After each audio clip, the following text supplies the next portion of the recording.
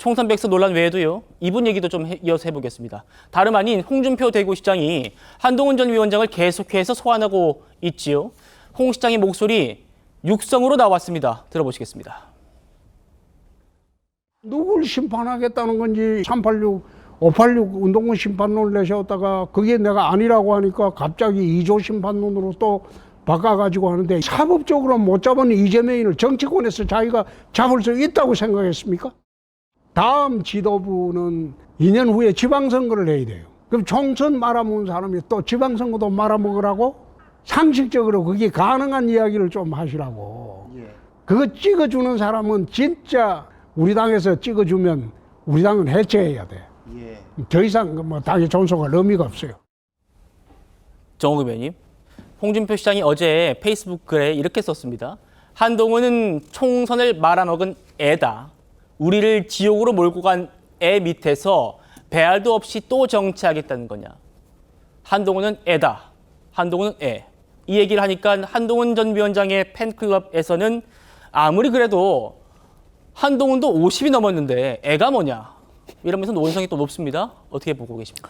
그래서 홍준표 시장이 이게 고도의 전략적 계산으로 이렇게 그 원색적인 비난을 하는 것인지 아니면 그 대구시장으로 지방에 있으면서 그 중앙 정치에 감이 떨어지면서 본인의 생각을 이렇게 여과 없이 드러내는 것인지 좀 분석이 필요한데요.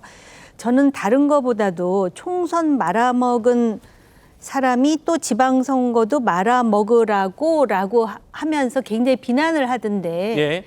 저는 그 부분이 좀 이해가 안 되는 게 홍준표 시장이 과거에 2017년에 대선에 나와서 패배하고 당대표가 돼서 지방선거를 2018년에 네. 제 기억으로 말아드신 걸로 기억을 하거든요. 그래서 아유 어떻게 같은 당원인데 이렇게까지 그 어쨌든 총선의 패장이긴 하지만 본인을 너무나 투명하게 이렇게 드러내시는 것에 대해서 조금 그 안타까운 마음이 들고요. 특히 예. 2조 심판론을 강조하는 거 보니까 아마 한동훈 위원장의 2조 심판론이 잘못됐다라는 부분을 부각하는 것 같은데요. 저도 개인적으로 2조 심판론은 문제가 있다고 생각해요. 네. 그런데 지금 또 조정훈 태스크포스 단장 얘기를 한 번만 더 하자면 그 얘기를 하잖아요. 자기는 목에 칼이 들어와도 한동훈 위원장의 잘못에 대해서 책임에 대해서 얘기하겠다. 예. 또 대통령도 책임이 있으시다 얘기하잖아요. 근데 가만히 들어보니까 그 말이 맞는 것 같긴 한데 생각해 보니까 대통령은 전당대회 나갈 일이 없잖아요. 근데 한동훈 전 비대위원장은 지금 전당대회에 나가느냐 마느냐를 가지고 지금 논란이 되고 있는 상황에서 네. 그런 백서를 만들면 당장 타격을 받을 사람은 한동훈 위원장일 수도 있겠다라는 생각까지 하게 되는데 요새 그런 말 하지 않습니까?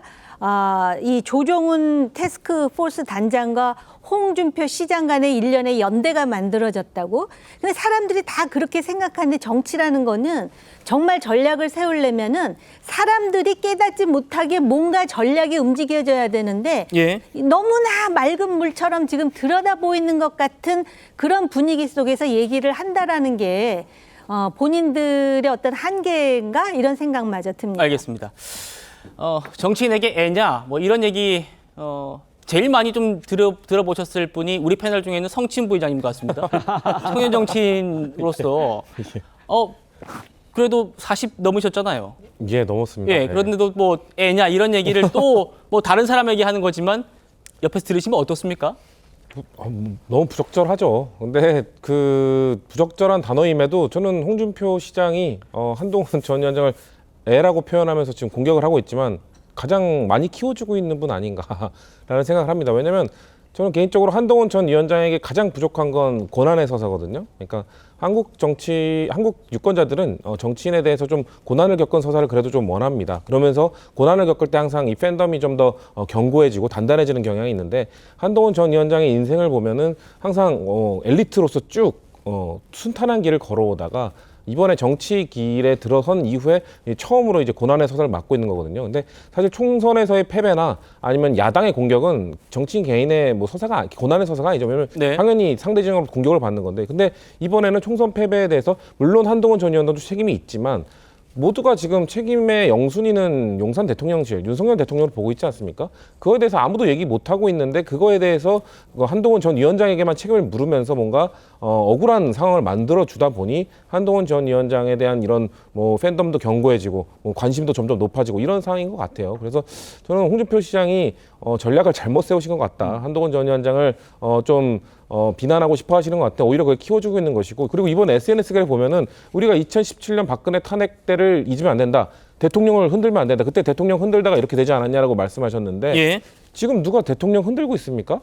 지금 여당 내에서는 대통령 흔들고 있는 사람이 없고 다 여당 내에서 한동훈 전 위원장만 흔들고 있는 걸로 야당에서 봐도 그렇게 보이는데 왜 전혀 상황 판단을 못 하시고 이렇게 말씀을 하시는지, 지금 SNS 글 올리실 때마다 이런 언급을 하실 때마다 본인이 이 중앙 이슈에서 다뤄지는 걸 좀 즐기시는 건 좋은데 제가 볼 때는 상황 판단력이 점점 떨어지시는 것 같아서 안타깝다는 말씀을 드리고 싶습니다. 알겠습니다.